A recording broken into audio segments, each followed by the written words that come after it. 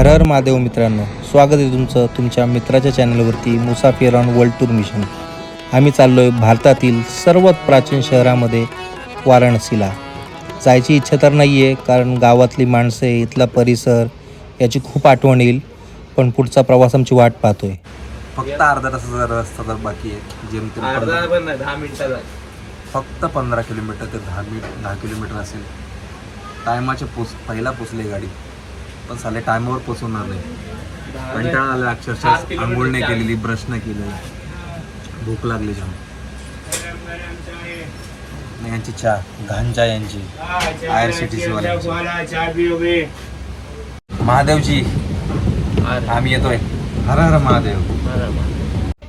बनारसला जायची माझी दुसरी वेळ आहे. चला बघूया आपण बनारसकडून काय शिकतो आणि काय आत्मसात करतो. फायनली पोचलेले आहेत बनारस स्टेशनला. बनारस जंक्शन सिटीला उतरू नका जर तुम्ही चुकून येता तरी तर तुम्ही सिटी आणि जंक्शन हे दोन अलग अलग स्टेशन्स आहेत. गदोलिया चौक घाटावरती जायचं असेल तर जंक्शनवरतीच उतरा. तिथं तुम्हाला सर्वात जवळ पडेल, कारण सिटी काहीच लांब येते. टू वाराणसी मित्रांनो. Train number 15017. रेल्वे स्टेशनवरून आम्ही ई रिक्षा पकडून आता चाललो आहे हॉस्टेलला.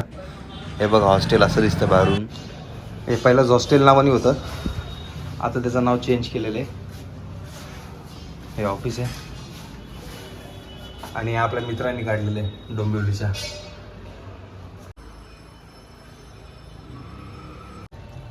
आम्हाला आंघोळ करण्यासाठी साबण हवी होती, म्हणून आम्ही साबण विकत घ्यायला आलेलो. तेवढ्यात पाहिलं की हॉस्टेलच्या मागे हा सुंदर तलाव आहे. इथे 2-3 मंदिरंसुद्धा आहेत आणि इथे लोक बसतात.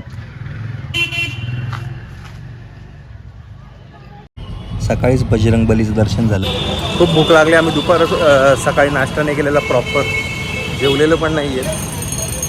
तर आता टाईम तर नाही राहिलेला, 5:30 वाजलेत. तर आता जेवायची इच्छा होईल. तर आता काहीतरी खाऊयात, स्ट्रीट फूड, डोसे वगैरे, आणि रात्री प्रॉपर एकदम दाबून जेवू. आता रात्री काय जेवू ते प्लॅन आम्ही नंतर सांगतो तुम्हाला. दिना चाट भंडारला चाट खाऊ काहीतरी. हे आहे बनारसचं फेमस चाट सेंटर दिना चाट भंडार. आम्ही इथे चाट खायला आलो आहे आता, आणि हा त्यांचा मेन्यू आहे. आम्ही मागवला आहे समोसा चाट.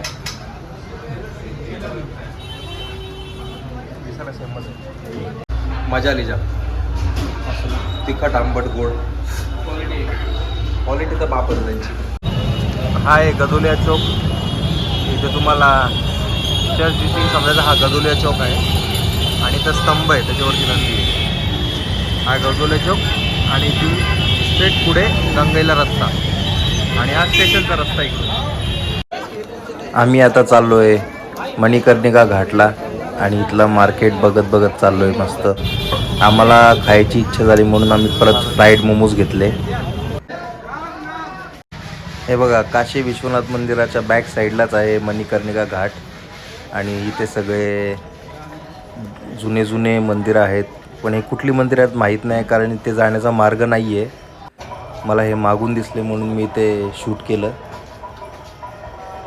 किती सुंदर कलाकृती आखणी केली बघा इथे. आम्ही चाललो आहे आता मणिकर्णिका घाटला. हे दोघं पुढं धावत गेलेले आहेत, कारण मी शूट करत बसलो म्हणून. शूट करणं जरुरी आहे. इथं भजन चालू आहे, कुठलं मंदिर माहीत नाही. आणि हे मागे काशी विश्वनाथचं मंदिर आहे, त्याची बॅक साईड आहे. इथे किती 1000 किलो लाकडं दिवसाला जळत असेल काय माहीत, ते अंदाज इथल्या लोकांनाच कळेल.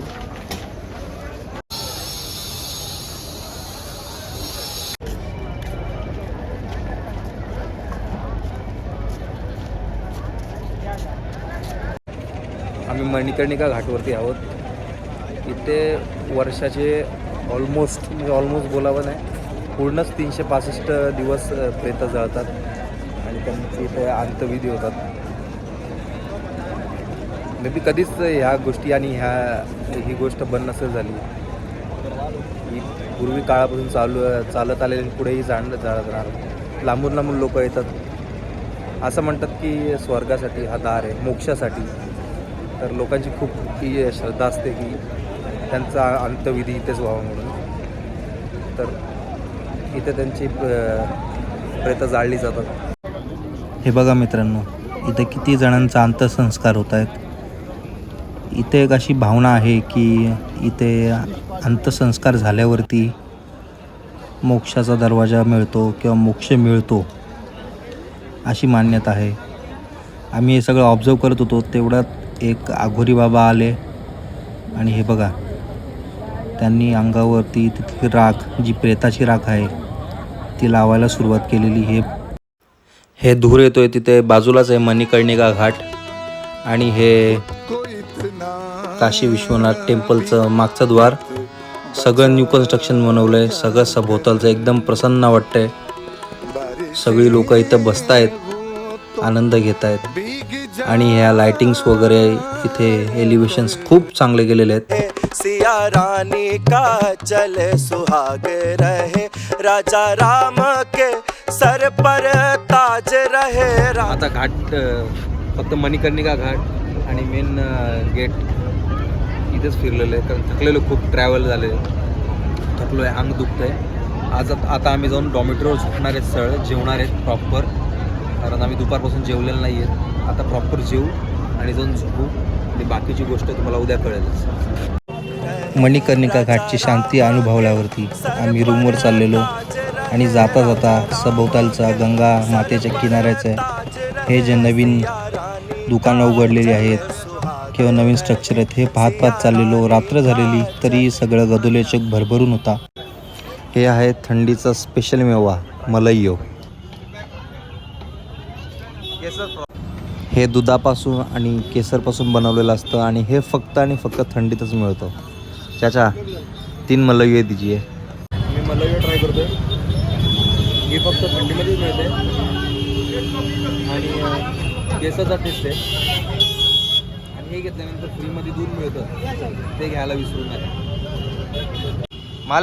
मालिक अब इतना खर्चा किया है तो एक चिप्स ले ही लेते हैं. डॉमेटरी रूमच्या टेरेसवरती बसलेलं असताना खालून वरात चाललेली आणि ती वरात आम्ही एन्जॉय करत होतो. आणि ही वरात बघता बघता तेवढ्यात 2 मिनटामध्ये हे इथे भांडण चालू झालं. अशा छोट्या मोठ्या गोष्टी होतच राहतील. तुम्ही पुढचे ट्रॅव्हल ब्लॉग बघण्यासाठी आत्ताच यूट्यूब चॅनलला सबस्क्राईब करा. धन्यवाद.